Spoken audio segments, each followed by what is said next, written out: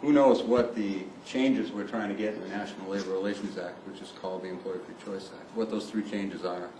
One of the changes is that if you just sign the card, this way I understand it, just sign the card, 50% of the people that sign, then the employer has to bargain in good faith with the union.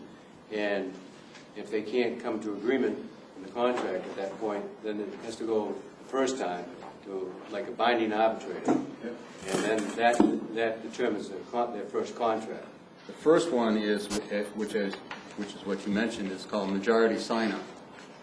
If 50% of the people plus one sign a card which authorizes the union to represent them, the union goes to the boss and says, "Boss, recognize our union, we represent a majority."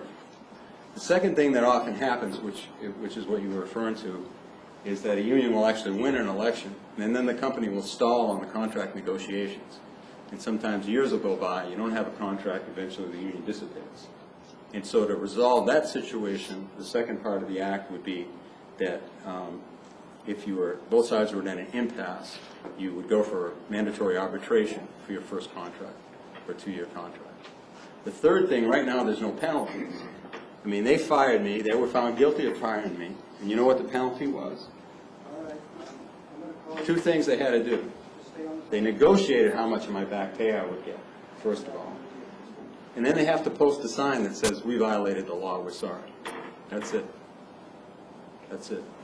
So the third thing about this act is that it would require them to pay a $20,000 fine for each violation, and that if a worker was fired, they get triple damages. So those are the 3 things that are involved in the legislation, those 3 points.